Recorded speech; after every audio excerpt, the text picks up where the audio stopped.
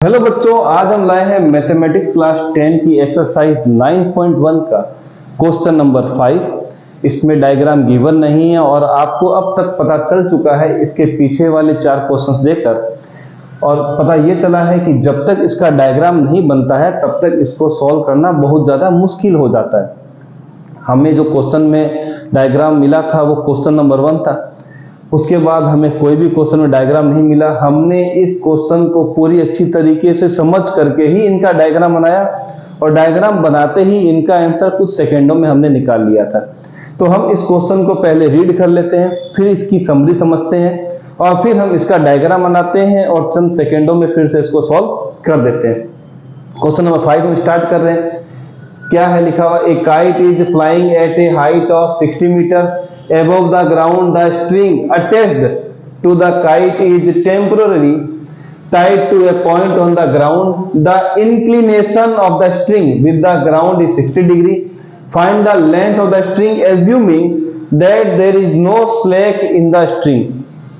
बच्चों क्वेश्चन में क्या दिया है उसको हम सीधा डायग्राम बनाते बनाते सीखते हैं। एक बच्चों काइट है, मैं इस काइट को बहुत डॉट से रिप्रेजेंट कर रहा हूं, काइट बना नहीं रहा हूं। हाँ, तो काइट ड्राइंग मेरी इतनी अच्छी नहीं है, इसीलिए हमने क्या किया, ये काइट को रिप्रेजेंट किया और काइट जो है वो ग्राउंड से, मैंने ग्राउंड यहां से अटैच किया, यहां से ग्राउंड से बच्चों दिया है 60 मीटर। ये लीजिए, इसको मैं नाम दे रहा हूं ए, इसको नाम दे रहा हूं बी। अब ये जो काइट है ये कहीं ना कहीं इस जगह से, ग्राउंड से कितना एंगल बना रही है? वो बना रही है बच्चों 60 डिग्री। और ये काइट का जो थ्रेड है वो आपको यहां पर जमीन पे बांध दिया गया। ये लीजिए, हमने बांध दिया। अब ये भी जमीन का हिस्सा है और ये भी कुछ पर्टिकुलर जमीन का ही पार्ट है, ग्राउंड का पार्ट है। हमने दोनों ग्राउंड पार्ट को अटैच कर दिए। जैसे अटैच किया तो यहाँ एंगल बन गया है बच्चों 60 डिग्री, जो हमें यहाँ पर गिवन है। लास्ट में बहुत अच्छी बात ये बताई गई है कि ये जो स्ट्रिंग है जिससे ये हम पतंग उड़ा रहे हैं, काइट उड़ा रहे हैं, ये बिल्कुल स्ट्रेच करके, मतलब सीधी है। कहीं ऐसा नहीं है कि आप पतंग उड़ा रहे हो और आपको ऐसा कुछ मिल रहा है। यहाँ पर कहीं भी आपको स्लैक नहीं मिलेगी। आपको जो ये बनने वाला है ये लाइन बिल्कुल स्ट्रेट मिलेगी, ऐसा नहीं मिलेगा। ये स्लैक नहीं है ऐसा इसने बोला है। जब स्लैक नहीं है तो हम इसको आराम से पाइथागोरस थ्योरम या फिर किसी भी पर्टिकुलर एंगल की वैल्यू को लेकर के ट्रिग्नोमेट्री फंक्शन लगाकर इजीली सॉल्व कर सकते हैं। तो हमें यहाँ पर बच्चों मिल गया 90 डिग्री, और 90 डिग्री मिल गया मतलब सामने स्ट्रेट लाइन है जिसको हम हाइपोटेन्यूस बोलते हैं। तो इस पर्टिकुलर पार्ट की रिक्वायरमेंट नहीं आएगी।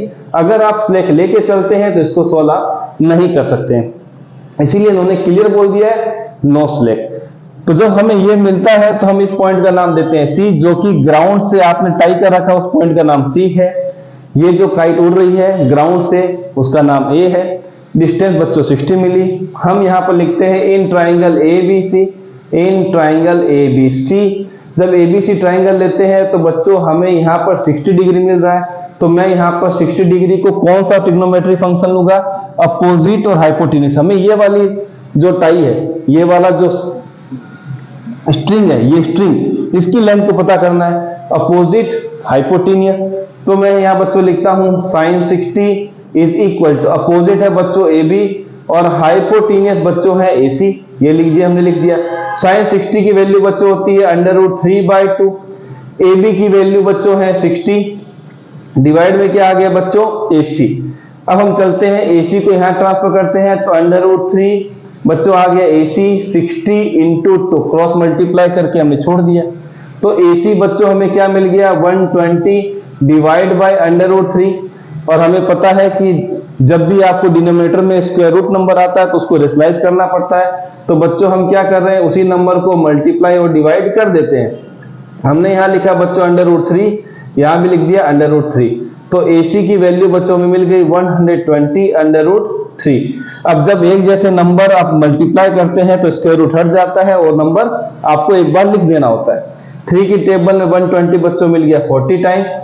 तो AC की जो वैल्यू है बच्चों वो मिल गई 40 √3। यूनिट चल रही है मीटर की, तो यहां भी हम लिख देते हैं बच्चों मीटर। तो हम यहां लिख देते हैं length of string, length of string बच्चों कितनी आ गई? 40 √3 मीटर। तो ये है इस क्वेश्चन को करने का तरीका। मिलते हैं नेक्स्ट क्वेश्चन के।